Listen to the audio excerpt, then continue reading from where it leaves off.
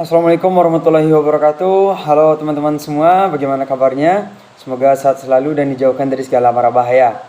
Kenalkan, saya Angga Amlisio Perdana, mahasiswa dari Universitas Negeri Padang dengan jurusan manajemen.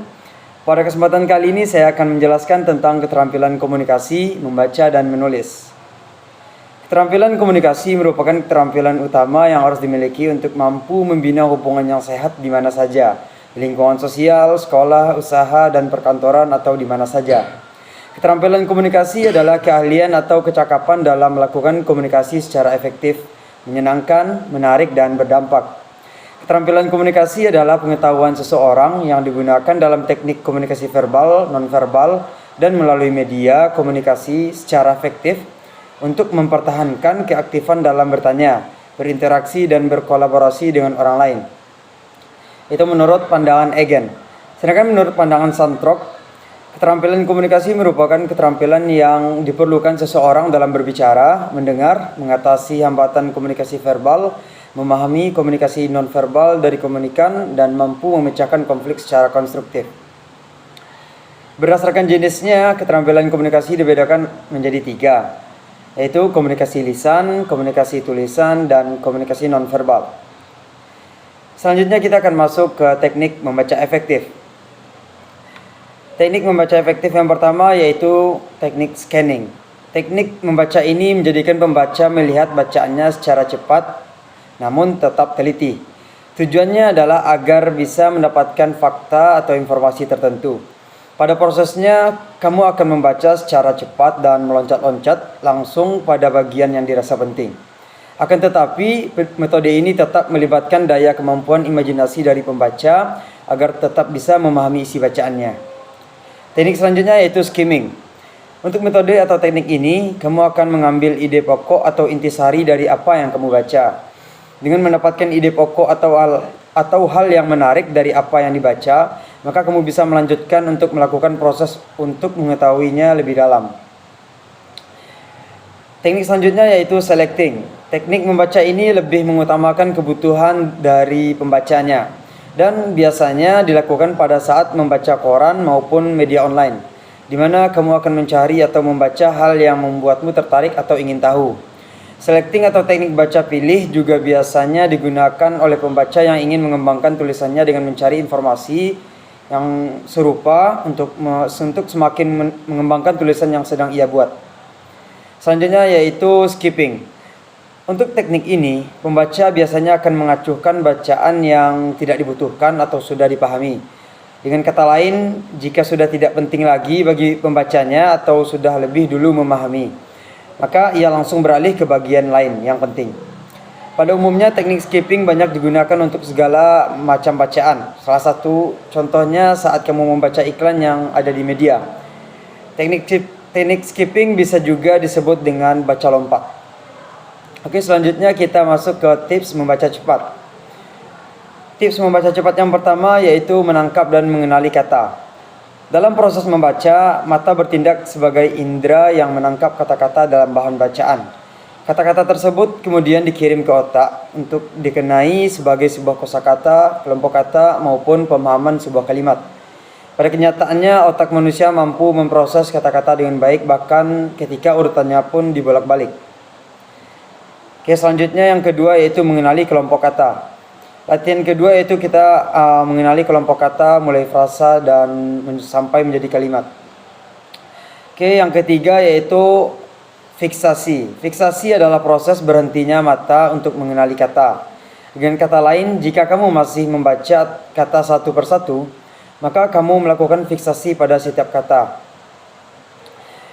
Tips yang terakhir yaitu gerakan mata. Pada proses membaca, beberapa orang membaca dengan menangkap per kata atau bahkan per suku kata. Proses membaca seperti ini membuat proses membaca jauh lebih lambat. Untuk dapat mempercepat proses membaca, kamu dapat berlatih menangkap 2, 3, 4, atau bahkan 5 kata sekaligus. Hal yang mudah adalah dengan membuat garis lurus vertikal di buku atau bahan bacaan. Baiklah, kita masuk ke bagian yang terakhir yaitu teknik dan tips menulis dengan efektif. Teknik menulis efektif. Yang pertama yaitu perencanaan. Perencanaan adalah proses mengumpulkan ide dan memikirkan fokus dari tulisan Anda. Tulisan yang Anda tahu adalah ungkapan yang diakui secara luas dalam dunia penulis, karena hal itu adalah kebenaran mutlak. Seorang pembaca tahu apakah Anda mengerti apa yang Anda katakan atau Anda hanya menuliskan daftar fakta-fakta yang Anda ambil dari referensi Anda. Teknik yang kedua yaitu pembentukan. Setiap penulis memiliki proses berpikir yang berbeda. Namun cara berpikir itu harus dituangkan dalam sebuah urutan logis yang dapat dimengerti pembaca. Urutan klimaktik atau climatic order mulai dari hal yang kurang penting dan dibangun sampai pada hal yang terpenting. Yang ketiga yaitu penulisan draft. Setelah mengumpulkan ide-ide dan membentuk gaya penyajian, susunlah kalimat ke dalam bentuk paragraf. Tidak ada yang lebih menyenangkan selain menulis sebuah kalimat yang sempurna. Itu sebuah kalimat yang menyampaikan informasi kepada pembaca dalam bentuk pemikiran yang orisinal.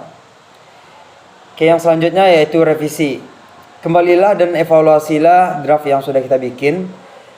Tulis ulang draft tersebut dengan menambahkan, memotong, mengganti, dan memindahkan tulisan-tulisan pada draft agar lebih jelas.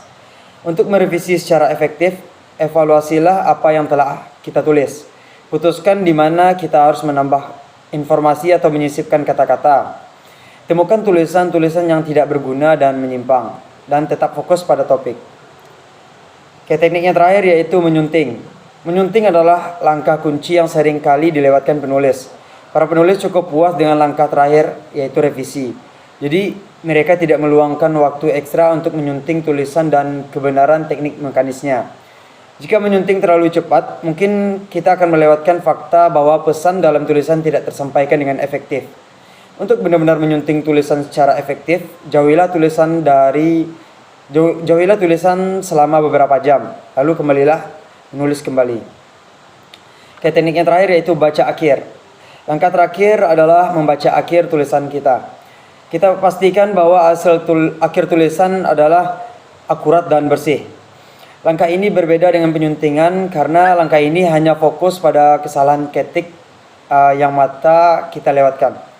Kebanyakan program pengolah kata memiliki spell checker, namun periksalah lagi bahwa kita telah menggunakan kata yang benar.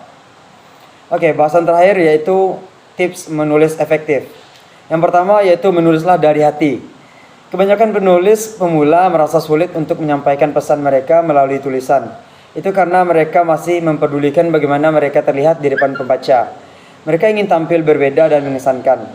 Bukannya mendapatkan apa yang diinginkan, mereka malah membuang-buang kata. Tulisan mereka kacau dan sulit dimengerti. Itu karena tidak menulis sesuai dengan hati mereka.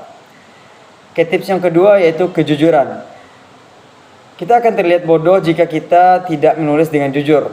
Kesalahan penulis pemula yang sering dijumpai adalah ketidakjujuran agar penulis terlihat hebat dan mengesankan di mata pembacanya. Penulis yang mengusung nilai-nilai kejujuran lebih dihargai dan oleh sebab itu sebisa mungkin buatlah tulisan yang jujur apa adanya.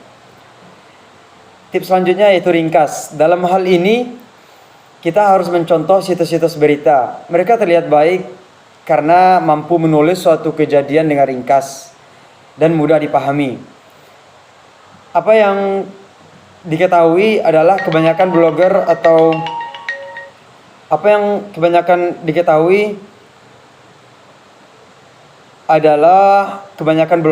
penulis pemula terlalu banyak menulis kata-kata yang tidak perlu hanya untuk memenuhi artikel yang mereka tulis dengan banyak kata. Tips selanjutnya yaitu jelas. Tulisan yang baik tidak hanya ringkas tetapi juga harus jelas. Jangan sampai tulisan kita mengandung kata-kata yang meragukan sehingga bisa menimbulkan tanda tanya bagi pembaca. Tulis dengan jelas maksud kita agar pembaca mudah memahami apa yang kita tuliskan. Tips yang selanjutnya yaitu jadi diri sendiri. Jangan meniru gaya menulis orang lain. Jika kita melakukannya, pastikan kita hanya meniru teknik menulisnya saja, bukan gaya menulis secara keseluruhan. Menjadi diri sendiri tidaklah mudah. Kita harus mengenal kepribadian kita dengan baik untuk bisa menulis sesuatu yang baik pula. Yang terpenting dari semuanya adalah kita merasa nyaman ketika menulis. Menjadi diri sendiri berarti bebas berpendapat tanpa takut dikritik atau takut terlihat buruk di mata pembaca. Sebagian besar penulis gagal di poin ini. Terlebih jika mereka ingin terlihat mengesankan di mata pembaca. Biasanya mereka menyembunyikan apa yang mereka pikirkan. Meskipun itu adalah pemikiran yang buruk. Kita harus tetap menuliskannya. Oke, tips selanjutnya adalah berlatih menulis terus. Tulisan yang efektif tidak bisa didapat hanya dalam waktu semalam. Semuanya butuh proses dan kita harus melaluinya. Berlatihlah setiap hari. Cobalah menyampaikan maksud dengan ringkas, jelas, dan efektif. Artinya, semakin sedikit kata yang kita gunakan untuk menjelaskan sesuatu, semakin baik tulisan kita. Tidak benar jika ada yang mengatakan bahwa artikel berkualitas adalah artikel yang panjang. Meskipun memang kebanyakan artikel berkualitas ditulis dengan sangat jelas menggunakan banyak kata, tetapi bukan berarti kita tidak bisa menulis artikel berkualitas dengan sedikit kata. Baiklah, tips terakhir yaitu terstruktur dengan baik. Biasanya tulisan yang efektif itu adalah tulisan yang terstruktur dengan baik. Mulai dengan pembukaan, isi, dan penutup. Jika berbentuk daftar, artikel tersusun dengan baik, mulai dari awal hingga akhir. Baiklah, sekian penjelasan dari saya. Kurang lebih mohon maaf. Assalamualaikum warahmatullahi wabarakatuh.